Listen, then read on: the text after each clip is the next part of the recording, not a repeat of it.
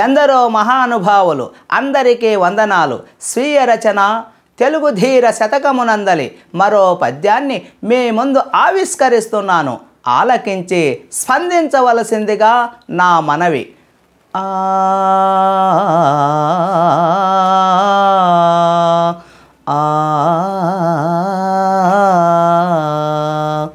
సాయపడిన నరుని సహకారమెప్పుడు మరువరాదు, కూర్మి తరగరాదు. అట్లు తరిగనేని అధముడైపోదువు, తెలుసుకోర మేటి తెలుగు ధీరా. మేటైనా తెలుగు ధీరుడా, గొప్ప తెలుగు ఓ మానవుడా.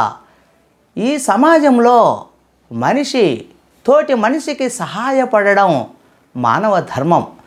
సహాయపడిన నరుని సహకారం ఎప్పుడు మనం గుర్తుంచుకోవాలి, గుర్తుపెట్టుకొని అట్టి మానవుని పట్ల మానవీయ భావాలతో సోదర భావంతో జీవించవలసి ఉన్నది సుమా. సాయపడిన నరుని సహకారం ఎప్పుడు మరువరాదు, కూర్మి తరగరాదు.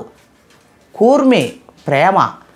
సాయపడిన మానవుని, కష్ట సమయాల్లో తోడ్పడిన తోటి నరుని మానవీయ కోణాన్ని, అతడిలో ఉన్న మానవీయ విలువల్ని మనం ఎప్పుడూ మరువరాదు సుమా.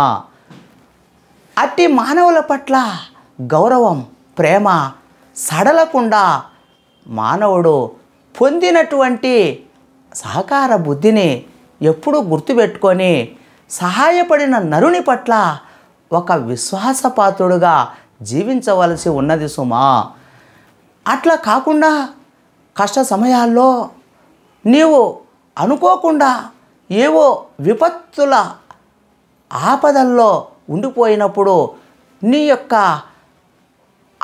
అట్టి కష్ట సమయాన్ని గుర్తించి సాటి మానవుడిగా నిన్ను గుర్తుపెట్టుకొని ఇరుగు పొరుగు వాడైనటువంటి సోదర మానవుడు నీకు మానవ సేవయే మాధవ సేవ అన్న కోణములో అందించిన సహకార గుణాన్ని కానీ సహాయ సహకారాలను కానీ నీవు అందిపుచ్చుకొని కూడా అట్లే సహాయపడినటువంటి మానవుల్ని మర్చిపోతే అట్టి మర్చిపోయిన వాడిని విశ్వాసఘాతకులుగా చెప్పబడతారు. కనుక ఎప్పుడైతే మనల్లో మనకు ఒక రకమైనటువంటి సహకారాన్ని అందించినటువంటి మనుషుల్ని, పెద్దల్ని, శ్రేయోభిలాషుల్ని మనం ఎప్పుడూ విశ్వాసపాత్రులుగా మనం గుర్తుపెట్టుకొని ఒక రకమంగా ఆదర్శంగా తీసుకొని మనం కూడా ఇతరులకు అలాంటి సహకారాన్ని అందించాలా. అట్ట సహకార బుద్ధితో సోదర ప్రేమను పెంచుకుంటూ మనం గనక జీవిస్తే అట్టి మానవుడు ఆదర్శ పురుషుడుగా, పురుషోత్తముడుగా రాణిస్తాడు అని అభిప్రాయం. అట్లా కాకుండా మేలు చేసిన వారి మేలును మర్చిపోతే అట్టి మానవుల పట్ల ప్రేమను గనుక, గౌరవాన్ని గనక మనం విస్మరిస్తే అట్లా ప్రేమ గౌరవాలు తరిగిపోయిన మానవుని హృదయం, మెదడు, వాడి యొక్క ఆలోచనలు ఇవన్నీ సమాజానికి భారంగా మిగిలిపోతాడు.